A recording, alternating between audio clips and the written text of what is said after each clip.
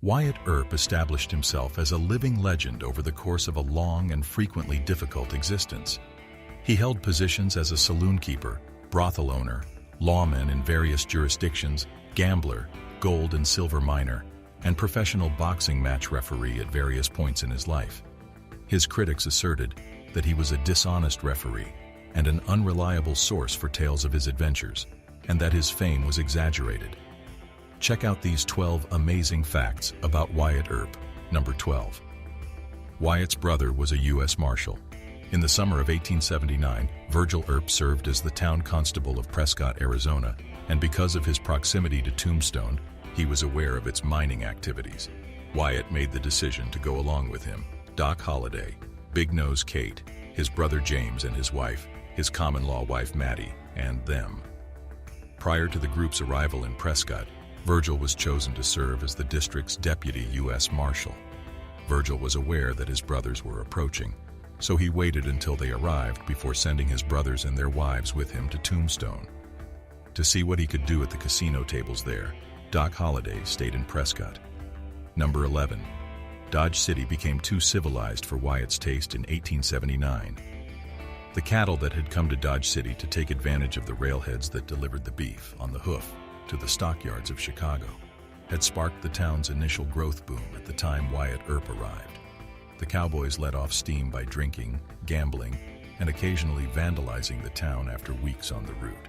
The municipality had instituted gun-carrying restrictions by 1879, and civilization's trappings had begun to spread. Number 10. Earp and Masterson were involved in the shooting of a drunken cowboy. A performance at the Comique Theater was interrupted in July 1878 when George Hoyt, a drunken cowboy, fired shots up the street in front of it. Earp, Masterson, and a posse pursued Hoyt and his group as they raced out of the city. Later that morning, just south of the town, close to the Arkansas River, Earp and Masterson hunted down Hoyt, and in accordance with his own narrative, Earp shot and killed the cowboy. Contrary to what Earp told a biographer, Hoyt passed away from gangrene a few weeks after the encounter, according to Dodge City newspaper reporting of the incident. Number 9. Earp was well known to Bat Masterson during his tenure. Wyatt Earp met fellow lawman and Western legend Bat Masterson while he was in Dodge City.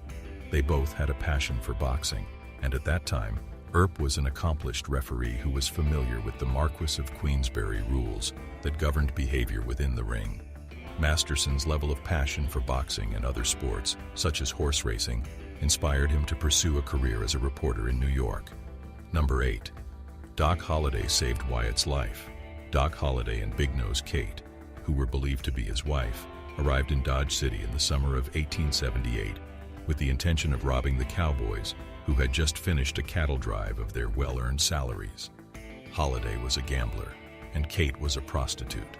That summer, after shooting up the street outside, a gang of inebriated cowboys entered the Long Branch Saloon where Holliday was gambling. A number of guns were already drawn and aimed at Earp when he entered the saloon as the town marshal to apprehend the outlaws. Number 7. He was a deputy marshal. After spending the winter in the Black Hills, Earp made his way back to Dodge City, where he became a deputy in the town's marshal office in 1877. He received his appointment as a United States Deputy Marshal in the fall of that year and was assigned to track down a bank robber who had escaped to Texas. He arrived to the Beehive Saloon in Clear Fork, Texas, in the early months of 1878, where he initially encountered Doc Holliday. The dentist and the gambler informed him that the man he was pursuing had left for Kansas and returned to Dodge City. Number 6. He spent a winter in the mining camp of Deadwood. Earp learned of the discovery of gold in the Black Hills of the Dakota Territory while he was at Dodge City, and like many others, he set off to make his fortune there. He spent the winter of 1876 to 1877 there, but because of his tardy arrival at the bustling camp, he was unable to stake a claim. Earp instead brought cut firewood into the town that had been cleared by miners and prospectors. His brother Morgan first accompanied him in Deadwood, but the lack of a gold strike eventually forced him to leave and head back to Dodge City. Although Wild Bill Hickok passed away a month prior to Wyatt's arrival in the camp, it is commonly said that Earp knew him in Deadwood. It is plausible however, that he sold firewood to Al Swearingen, proprietor of the Gem Saloon. Number 5. He was a bouncer and a police officer. Texas steers and cowboys were both transported by cattle drives to the Wichita railhead and the local saloons and brothels, respectively. In his brother's brothel, Earp served as a bouncer before becoming a deputy town marshal. The only time his gun was fired while he was in Wichita was when it inadvertently went off when it slid out of his holster and hit the ground. After beating a former deputy in a fistfight over allegations that Wyatt was exploiting his position to secure jobs for his brothers, Wichita grew too hot for Earp to handle. Wyatt moved to Dodge City in the spring of 1876 after James Earp established a new brothel there. Number 4. He was charged with running a brothel in Peoria.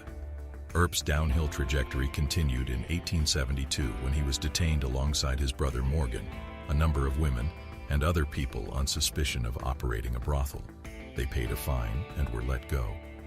He was detained once more that autumn for running a second brothel on board a steamer he owned. He was detained together with Sally Heckle, who identified herself as his wife. There is no proof that Earp actually went on a buffalo hunt during the years 1873 and 1874, despite his later claims to the contrary. His brother James Earp ran yet another brothel in Wichita after he was no longer welcomed in Peoria. He and Sally, who went by the name Sarah Earp, arrived in the bustling cattle town in 1874. Number 3. His first experience as a lawman was in Lamar, Missouri. In 1869, the Earp family moved to Missouri, where Wyatt succeeded his father in holding the position of town constable. There, in 1870, he wed his first wife, but when she died suddenly of typhoid disease, Wyatt was greatly shaken and his finances plummeted. He was accused of embezzling money he was supposed to be collecting for Lamar's schools. Additionally, he was sued by local residents for declaring inflated amounts of money collected, pocket the difference, and causing residents to lose property in the process. He was accused of stealing horses in 1871. When Earp broke out of jail while awaiting trial, he fled to Peoria, Illinois, where Missouri law couldn't pursue him. Number 2. He supported the building of the Transcontinental Railroad by freighting supplies. By 1868, Earp had gained a reputation as an expert freighter and started shipping goods to the Union Pacific Railroad's railhead as it moved further west. While working at the railhead, he picked up the skills to officiate boxing contests and play cards, earning a reputation as a fair but tough official.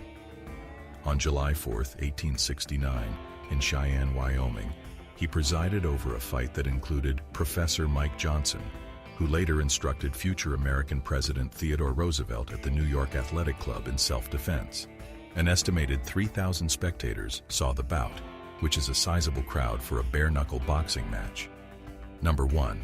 He spent most of his early boyhood in Pella, Illinois. When the American Civil War started, Wyatt Earp was too young to enlist, but he made many efforts to flee his house and give false information to recruiters, each of which was foiled by his father. His father, a Mexican War veteran, was in charge of recruiting and preparing companies of soldiers for the Union war effort. Wyatt Earp's father, Nicholas Earp, assembled a wagon train in the spring of 1864 to travel to San Bernardino in distant California. Wyatt arrived there in mid-December and immediately started looking for work, using the knowledge he had learned from driving wagons on the cross-country journey. He worked as a teamster in California before the Civil War. What do you think of the video? Let us know in the comments below. If you enjoyed this video, be sure to give it a like and hit that subscribe button before you go. Thanks for watching.